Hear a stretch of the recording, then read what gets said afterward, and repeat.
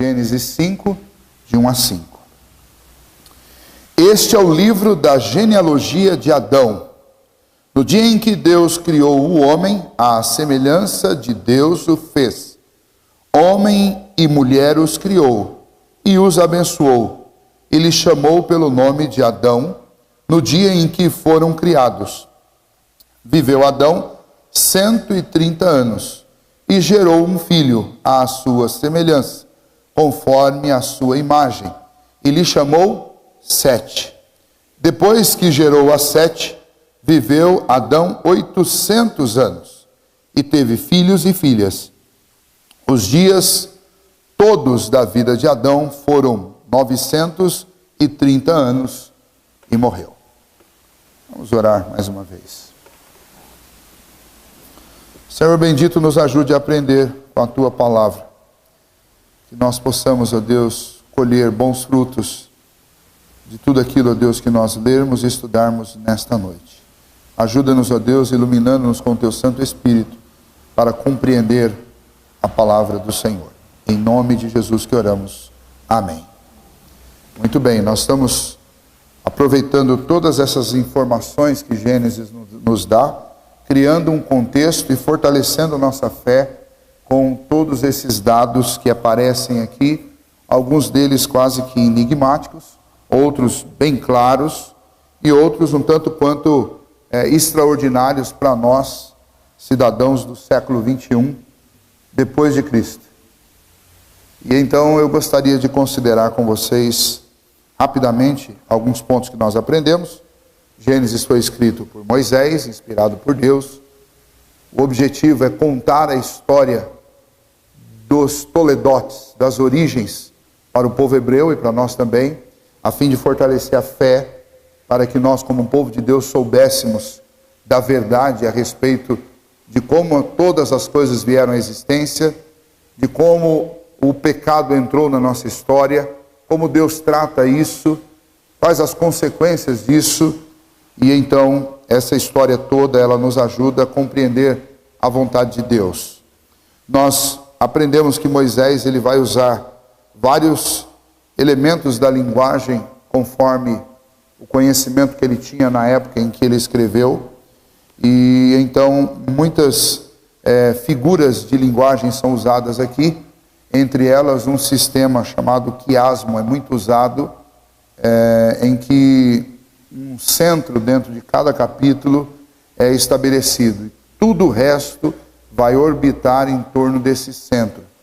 Outra questão importante é que Moisés, a cada capítulo, ele retoma informações anteriores, igual eu estou fazendo com vocês agora, e ele amplia estas revelações. Então, você tem uma criação no capítulo 1 de tudo, e no capítulo 2 ele detalha esta criação com enfoque especialmente no homem. E a partir daí, do capítulo 3, ele vai mostrar a queda, e vai mostrando a partir do capítulo 3 a deterioração do gênero humano por causa do pecado. Nós estudamos o drama do capítulo 4, onde acontece o primeiro homicídio, e depois desse primeiro homicídio, uma linhagem, que são os descendentes de Caim, é descrita aqui no final do capítulo 4, e esta linhagem, pelo menos para nós aqui no capítulo 4, ela termina, não o capítulo 4, mas a linhagem de Caim termina com a citação deste homem chamado Lameque, que era um homem violento e que brincava com a violência e fazia canções a respeito da violência e da vingança. Em contrapartida, Deus suscitou uma outra linhagem para Adão e Eva de descendências. E essa linhagem vem através de um filho a quem eles deram o nome de Sete. Este Sete vem para substituir a linhagem de Abel, que foi assassinado por Caim. E então o capítulo 5 é um capítulo que apresenta para nós uma longa genealogia, e é a genealogia deste novo descendente, de Sete. E então nessa genealogia nós temos informações muito ricas aqui, não tem como nós simplesmente passarmos por esse capítulo sem nos determos um pouco, cada um destes nomes, e estudar um pouquinho sobre isso, ok? E é o que nós vamos iniciar hoje. Entretanto, antes, existem algumas informações interessantes a título de comparações que nós precisamos usar. Eu gostaria que vocês abrissem a Bíblia de vocês em Mateus capítulo 24, no versículo 37 e 39. Há uma recomendação muito interessante do Senhor Jesus a respeito dessa história que é escrita a partir aqui do capítulo 5 e vai se estender pelo capítulo 6. Em Mateus 24, versículos 37, 38 e 39, o Senhor Jesus diz assim: pois assim como foi nos dias de Noé, também será a vinda do Filho do Homem. Porquanto, assim como nos dias anteriores ao dilúvio, comiam e bebiam, casavam-se e davam-se em casamento, até o dia em que Noé entrou na arca, e não o perceberam, senão quando veio o dilúvio e os levou a todos. Assim será também a vinda do Filho do Homem. Jesus disse que se você quiser saber como será o retorno dele, ele nos recomenda que nós estudemos a vida nos dias de Noé. Se eu quiser saber um pouquinho sobre como será o mundo nos dias em que Jesus voltar, basta que eu dê uma boa olhada, segundo o Senhor Jesus, nas condições em que estes homens viviam antes do dilúvio. As condições serão absolutamente semelhantes nos dias da volta do Senhor Jesus. Haverá comida, bebida abundante, as pessoas vão se dar em casamento, as pessoas serão recebidas em casamento. Em outras palavras, o mundo estará na mais absoluta normalidade, os homens estarão empreendendo seus negócios, abrindo suas empresas, e quando todos estiverem se sentindo seguros, absolutamente tranquilos e em paz, assim o Senhor Jesus virá repentinamente, como veio o dilúvio, que vai ser descrito a partir aqui desta genealogia. Todos sabemos que nos dias que antecederam o dilúvio, que estão registrados aqui entre o capítulo 4 e o capítulo 6 de Gênesis, a vida já era extensa sobre a terra. Os filhos e as filhas de Adão e Eva tinham se multiplicado sobre a terra e havia já uma grandíssima população sobre este mundo, especialmente naquela região, e esta população vivia absolutamente alienada de Deus, com raras exceções, especialmente a exceção da família do próprio Noé. Os outros todos viviam de acordo com os seus próprios pensamentos, viviam de acordo com os seus desejos, suas vontades, de acordo com a sua própria carne. O quadro bíblico é esse. E é interessante que, se Jesus disse que eu devo olhar para esse quadro para entender um pouquinho sobre como será a vinda dele, em outras palavras, Jesus está dizendo que a nossa história, como o autor de Eclesiastes diz, é uma grande repetição. Não tem nada de novo debaixo do sol. Tudo que será, já foi. E tudo que já foi, será. Tudo está acontecendo novamente da mesma forma. E então eu posso aprender com isso para evitar os erros do passado e para também me preparar para aquilo que está à frente. Se nós compararmos aí esses 3 capítulos, então, que Jesus nos manda ensinar, aprender, estudar, nós podemos ver as questões interessantes. Gênesis 4, 5 e 6. Gênesis 4 são apresentados os descendentes de Caim. Gênesis 5 são apresentados os descendentes de Sete. São duas linhagens na Bíblia que serão conhecidas como a linhagem de Caim, os filhos dos homens, e a linhagem de Sete, os filhos de Deus, porque é uma linhagem que mantém a obediência e o culto ao Senhor. A linhagem de Caim, não. E então, quando nós chegamos no capítulo 6, há algo interessante acontecendo, que é o casamento entre os filhos de Deus e as filhas dos homens. Ou seja, os descendentes de Sete com as descendentes de Caim. E aqui nós já temos uma resposta para um dos problemas que vão aparecer lá na frente no capítulo 6, que é exatamente essa descrição de que os filhos de Deus se casaram com as filhas dos homens, e há quem vá defender que isso trata-se de uma relação entre homens e seres celestiais caídos. Tá? Mas não é esse o ponto. Claramente o capítulo 4 tem uma descendência que é chamada descendência de Caim, que recebe também a alcunha de filhos dos homens. E no caso aqui, no capítulo 6, filhas dos homens. E no capítulo 5 nós temos os descendentes de Sete, que são chamados de os filhos de Deus. E é interessante que essas duas linhagens, elas vão atravessar a Bíblia inteira. Não a linhagem propriamente de Caim, nem propriamente a de Sete, embora elas também vão aparecer em toda a Bíblia, mas a linhagem dos filhos de Deus e dos filhos dos homens. Sempre essas duas linhagens vão aparecer em toda a Bíblia. E em toda a Bíblia, os filhos dos homens tentam destruir os filhos de Deus. Sempre há um ataque nessa linhagem, culminando com um ataque dos filhos dos homens ao próprio Filho de Deus, Jesus Cristo. Isso são informações interessantes que nos ajudam a desenhar esse quadro bíblico na nossa cabeça. O quadro bíblico da vida antes do dilúvio, como nós vimos aqui nesses 3 capítulos, é um quadro de apostasia crescente. É interessante que os filhos dos homens, eles são obstinadamente rebeldes contra Deus. Os filhos de Deus são tementes a Deus, até que chega um ponto em que eles enfraquecem na sua fidelidade a Deus e eles começam a fazer aliança com os filhos dos homens. E aí é que Deus realmente se cansa dessa população e diz, olha, eu vou acabar com tudo. Então o que nós vemos acontecendo é rebeldes, pios, mas esses pios vão acabar se deixando influenciar pelos rebeldes e eles entram no estado de apostasia, que é quando você deixa a sua vida de adoração, de serviço e de fé em Deus e acaba se associando ao mundo. Isso é chamado de apostasia. Isso já aconteceu lá no capítulo 5, no capítulo 6 de Gênesis, isso já aconteceu. Nós estamos estudando Hebreus capítulo por capítulo, e o assunto principal em Hebreus é esse. É o autor falando sobre a superioridade de Cristo para dissuadir aqueles que estavam querendo ou sendo pressionados a apostatar da fé. O que nós estamos vendo nos nossos dias também é isso, muita apostasia.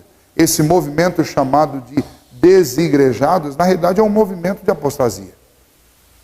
Ah, não, mas nós continuamos crendo em Deus, a gente só está decepcionado com a instituição.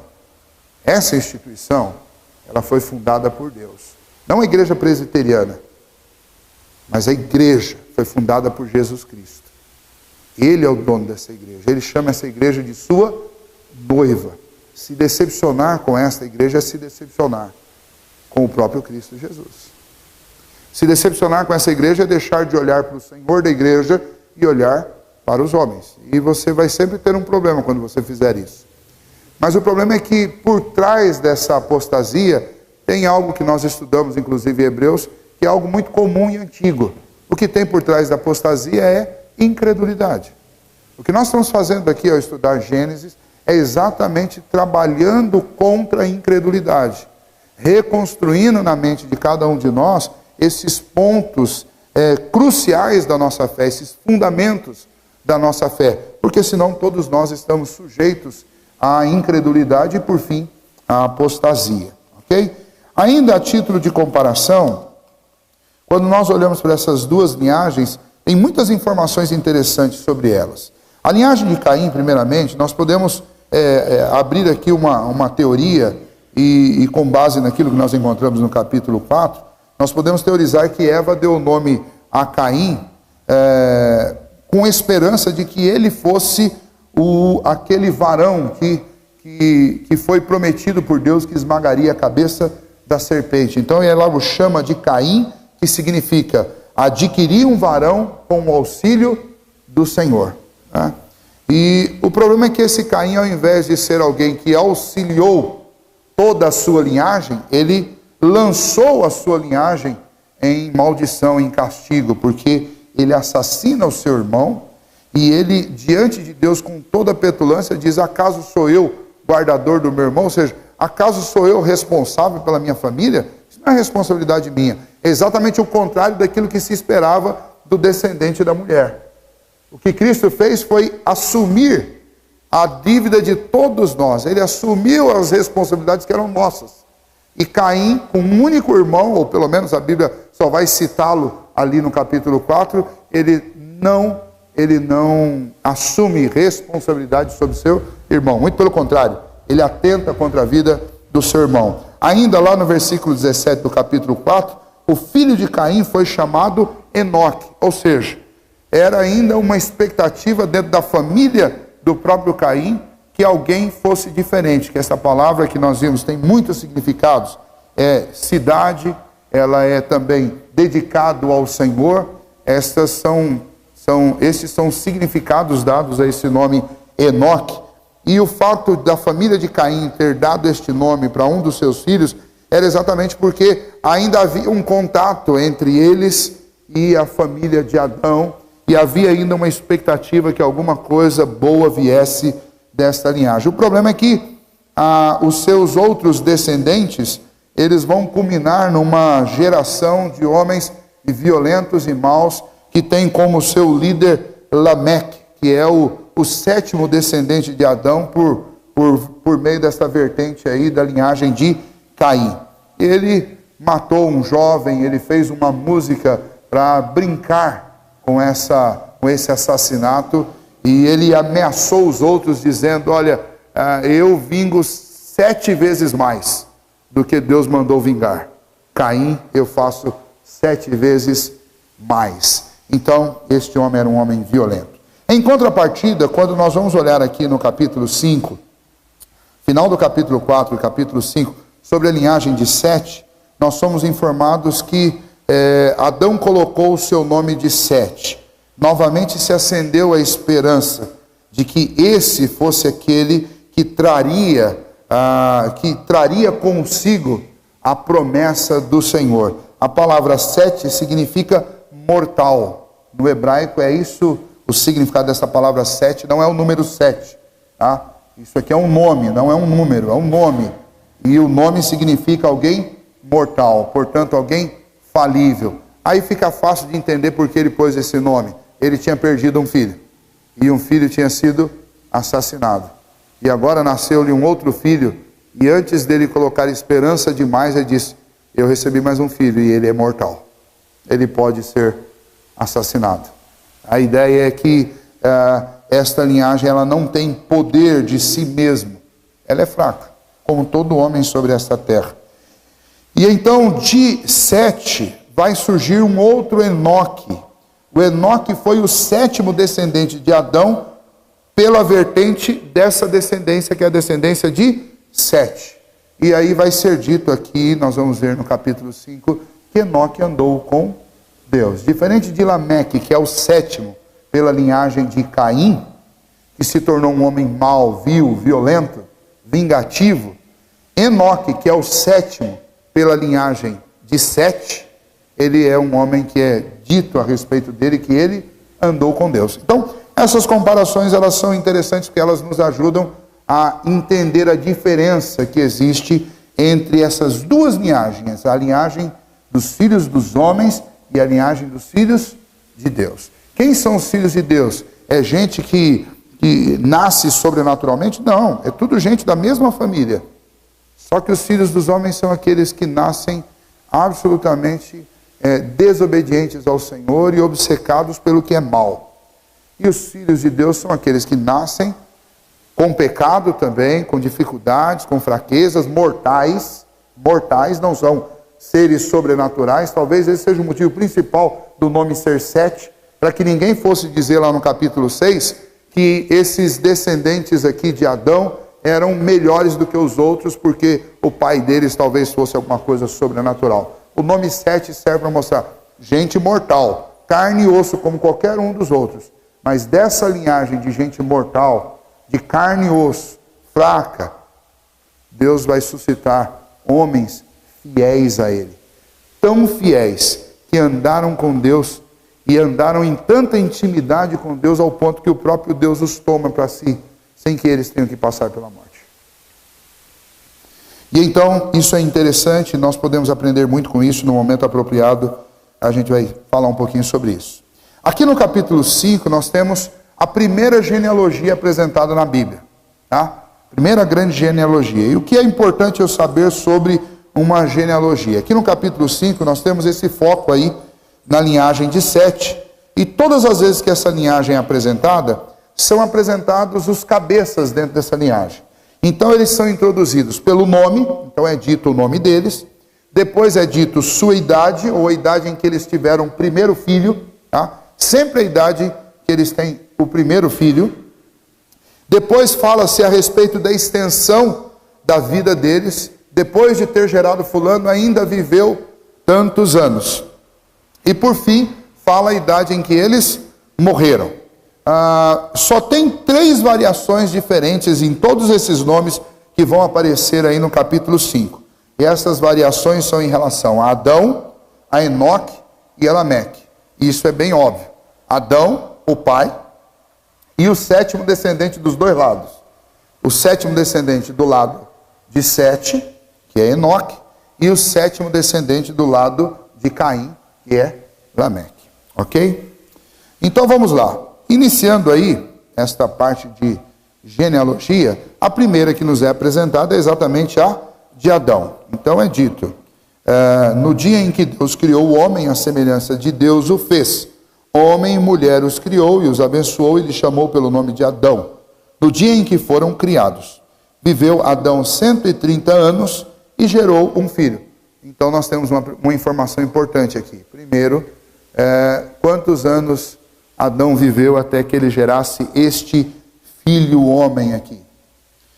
É dito que ele viveu 130 anos. Para nós parece um absurdo, né? 130 anos não é a idade de estar gerando filhos. Aliás, vocês conhecem alguém que gerou filhos aos 130 anos, com exceção desses nomes na Bíblia?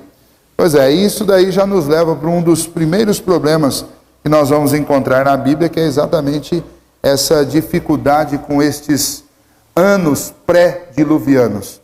Que essas idades pré-diluvianas são muito extensas. O porquê disso? Bom, já a gente vai chegar lá.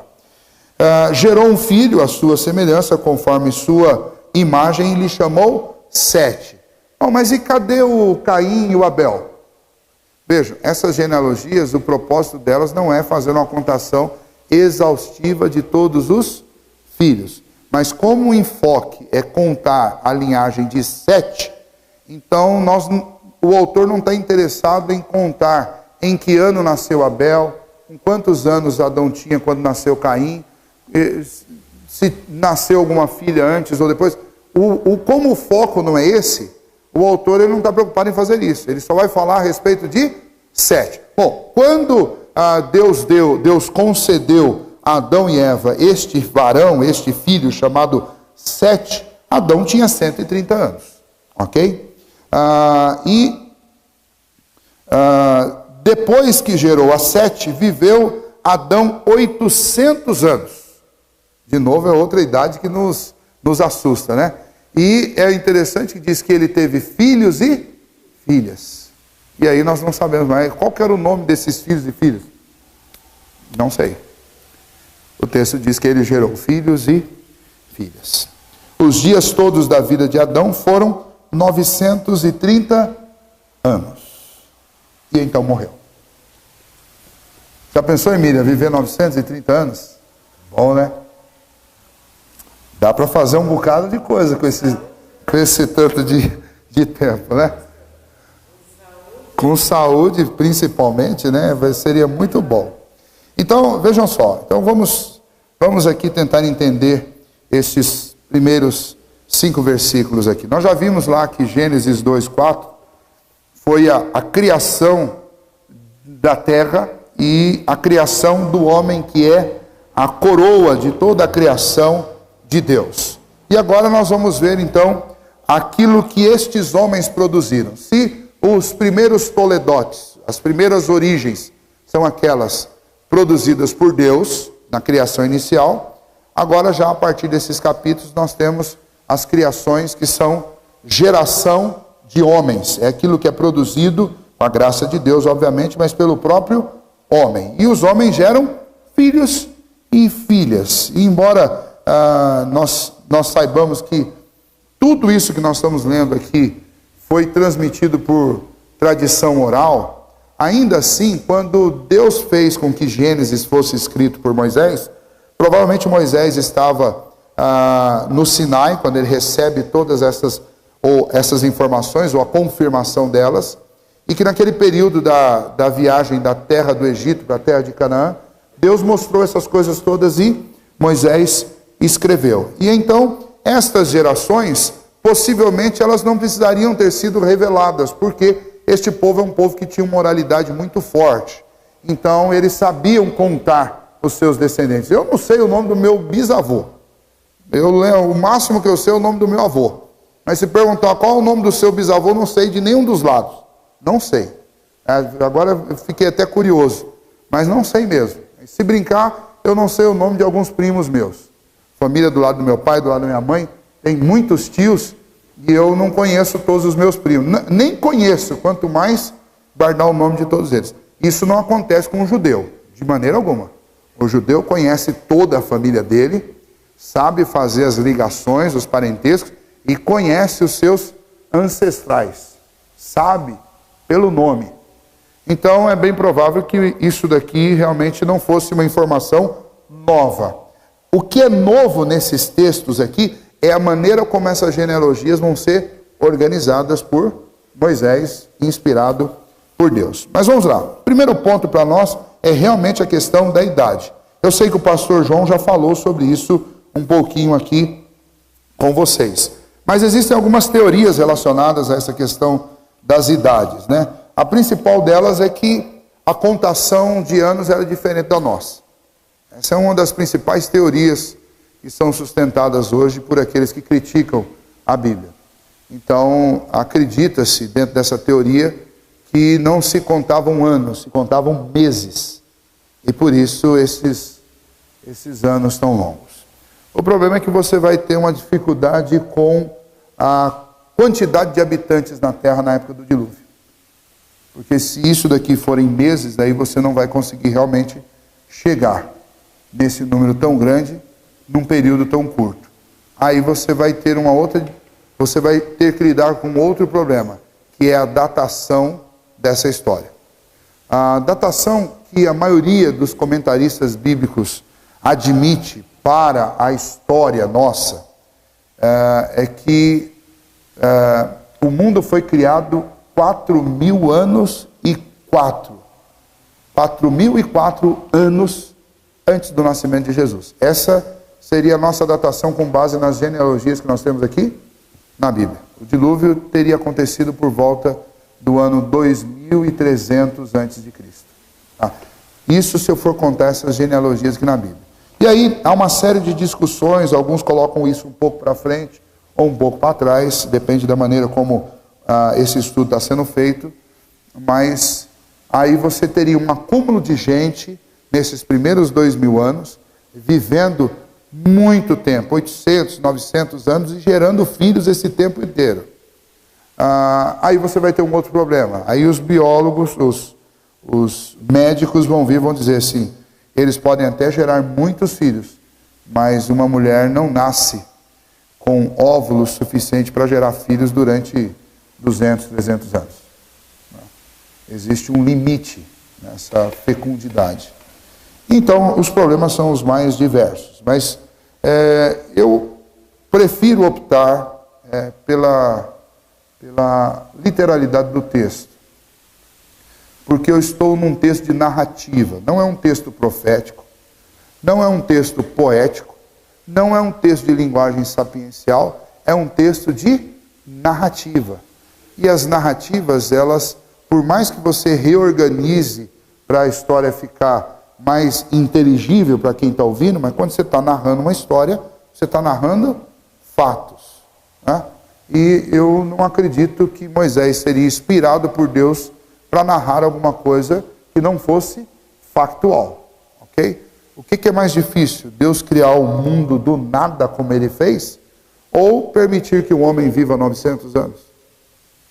Uma vez que nós nem fomos criados para morrer, nós fomos criados para viver. Foi o pecado que trouxe a morte. E depois eu vou ter outros textos depois do dilúvio, reduzindo a vida do homem.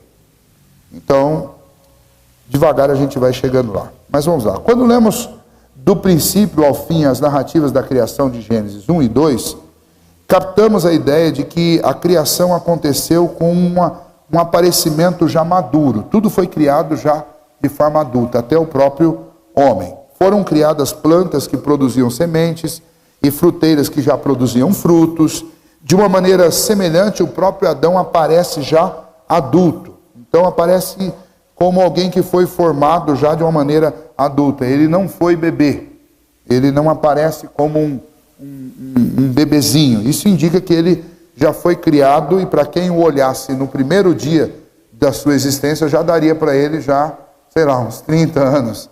E então Adão já saiu no prejuízo aqui, porque já é difícil de determinar a idade de Adão, porque ele já se parecia com um homem adulto quando ele estava no seu primeiro dia de vida. Então, Adão e Eva aparentemente ficaram no jardim pouco tempo, é o que a Bíblia mais ou menos nos dá a ideia quando a gente lê Gênesis 3, e então eles caíram, Deus os expulsou do jardim, e então eles não tinham, talvez não tivessem nenhum ano de vida ainda, embora tivessem uma aparência de já bastante tempo.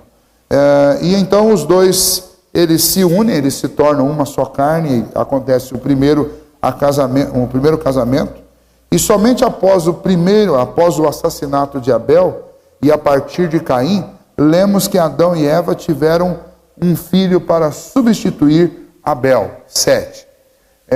Embora a gente imagine que eles tivessem outros filhos, a Bíblia não fala isso. O que é mais provável é que, novamente, quando se conta a história de Caim e Abel, está se contando a história daqueles descendentes sobre os quais eles colocaram a esperança de que seria o cumprimento da promessa feita na expulsão lá de Gênesis, no capítulo 3. A Bíblia não fala que eles tiveram filhos e filhas. Nós apenas conjecturamos que talvez eles tivessem filhos e filhas, e o motivo da nossa conjectura principal é porque Caim, ele se casa. Ele se casa e vai morar longe de Adão. Ele se casaria com quem? A única explicação é que ele teria já muitas irmãs, ou talvez até sobrinhas, com quem ele pudesse se casar. Senão, não tem como explicar isso, com quem ele se casou. Então, apesar da Bíblia não citar isso, nós concluímos que Adão teve esses filhos antes ainda de Abel, antes de Sete. Assim, a idade que é apresentada para o nascimento de Sete não é a idade apresentada para o nascimento do terceiro filho de Adão, mas é a idade apresentada para o nascimento do terceiro filho sobre quem recaiu novamente a esperança do cumprimento da promessa. Senão a gente vai fazer uma bagunça. Os dois primeiros filhos adultos, Abel e Caim, Abel foi assassinado, Caim foi expulso, e agora novamente eles recomeçam essa expectativa na vida de Sete. Então, quando fala de 130 anos, eu devo lembrar disso, que Adão foi feito adulto, e então realmente é muito difícil de entender o que significa esses 130 anos. Será que são 130 anos depois da expulsão do Éden? Será que são 130 anos contados a partir do dia em que Adão foi feito? Ou será que já são 130 anos por aparência? Se for por aparência, 30 ele já tinha no dia que ele foi criado, e daí depois mais 100 anos. Realmente é muito difícil de entender o que isso significa. Talvez os primeiros leitores tivessem melhor ideia do que nós. Na segunda parte do capítulo, do versículo 3, aí do capítulo 5, é dito que esses filhos nasceram segundo a imagem e semelhança, conforme a sua imagem, e lhe chamou Sete. Então, lá em Gênesis capítulo 2, os homens são feitos à imagem e semelhança de Deus. Agora, os filhos são a imagem e semelhança de Adão. Isso é muito importante. Muito importante por quê? Porque existe uma teoria, que é uma teoria que se tornou uma doutrina, e é uma das doutrinas que mais gera confusão em toda a história da igreja, desde quando a igreja foi inaugurada pelo Senhor Jesus. E é o tal do livre-arbítrio. E o que os postuladores dessa doutrina, eles afirmam? Eles afirmam o seguinte, eles afirmam que o homem, ele nasce em neutralidade. Neutralidade. E por nascer em neutralidade, ele tem o suposto livre-arbítrio para fazer suas escolhas. O problema é que o homem não nasce em neutralidade. Está aqui, ó. O dia que você for conversar com alguém sobre isso, você lê esse texto. Gênesis 5, versículo 3. Viveu Adão 130 anos e gerou um filho à sua semelhança, conforme a sua imagem. Vamos lá. Adão era um homem santo? Aqui, ele é um homem santo? Não, ele é um homem caído. Adão é um homem reto? Provavelmente se esforçava para ser, mas não era 100%. E ele está gerando filhos à sua imagem e semelhança. Como que esses filhos estão nascendo? Neutros? A própria descendência prova que não é neutro.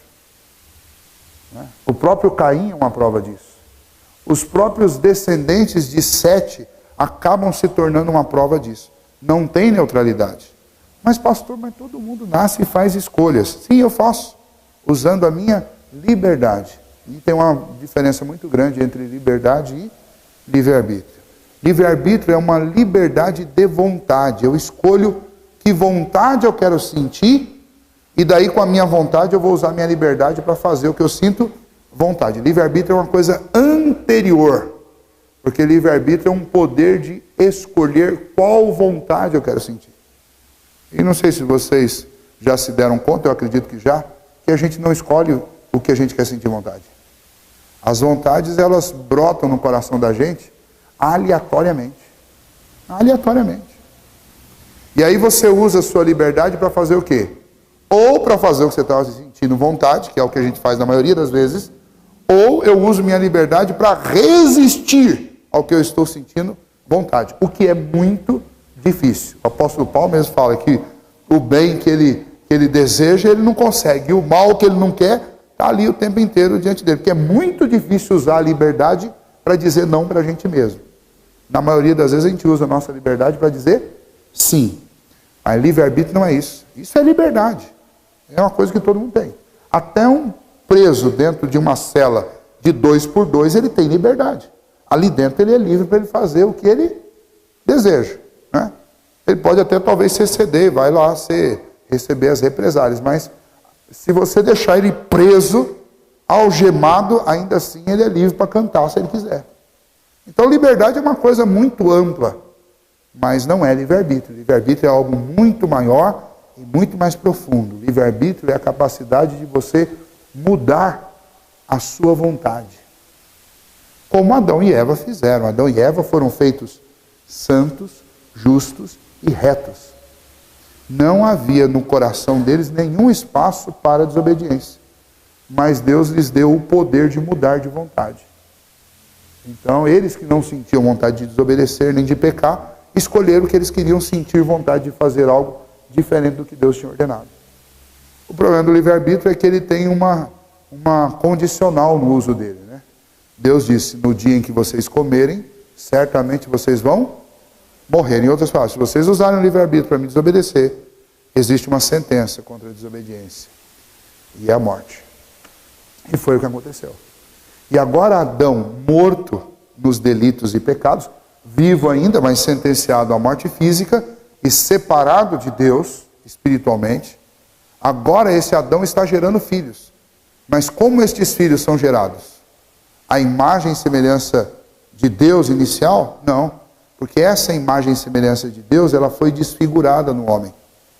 E então, Adão gera homens que também são imagem e semelhança de Deus, mas agora conforme a imagem e semelhança de Adão, desfigurado. Desfigurado. E aí, quando nós lemos lá em Colossenses capítulo 2, Colossenses capítulo 2 diz que Cristo restaura a imagem e a semelhança de Deus em nós. É o único que pode fazer isso. Tá? Então, para aqueles que querem defender uma neutralidade do homem, está aqui um texto, um dos muitos textos da Bíblia, que provam que o homem não é neutro coisíssima nenhuma. Nós somos concebidos em pecado, como diz Davi lá no Salmo 51. Nós somos concebidos em pecado. Somos gerados em iniquidade. E eu já trago isso à imagem. E, como membro da raça humana, eu trago também a culpa de Adão, porque eu sou descendente dele, a culpa dele é minha também. Muito bem, mas vamos continuar. Então, a imagem e semelhança de Adão estava sobre Sete, seu filho. Adão tinha sido criado segundo a imagem e semelhança de Deus. Nós não lemos aqui que os seus filhos nasceram à imagem e semelhança de Deus. Muito pelo contrário, eles nasceram à imagem e semelhança do próprio Pai. E isso traz consigo suas consequências. O que envolvia ser a imagem e semelhança de Adão, senão que uma vez que eles eram imagem e semelhança de Adão, eram homens pecadores, já debilitados e deficientes em uma série de coisas. Traziam ainda a inteligência, traziam ainda consigo a moralidade, traziam consigo o corpo físico, eles traziam tudo que compõe inicialmente a imagem e semelhança de Deus no homem, só que de forma desfigurada, de forma estragada por causa do pecado, né? Nós somos seres racionais pensantes, a imagem e semelhança de Deus. Nós temos consciência própria, a imagem e semelhança de Deus. Deus tem personalidade, Ele tem consciência própria. Nós temos um sentido daquilo que está além de nós. Nós percebemos as coisas. Nós temos percepção tanto de coisas materiais, físicas, quanto de coisas espirituais, de coisas emocionais. Quem nos fez assim foi o próprio Deus. Nós temos um aspecto, um desejo dentro de nós por aquilo que é imortal, por aquilo que é transcendente. Nós queremos conhecer, nós temos curiosidade. Isso tudo tem a ver com a imagem e semelhança de Deus. O problema é que isso tudo foi descaracterizado quando nós pecamos. Terceiro aspecto aí, ainda olhando o versículo 4 agora, os filhos de Adão, que são apresentados aí. Ele teve filhos e filhas. Este capítulo registra alguns períodos da vida extraordinariamente longos de Adão e de Eva, citando a sua descendência e os seus filhos gerados por ele a partir desse seu descendente. Então,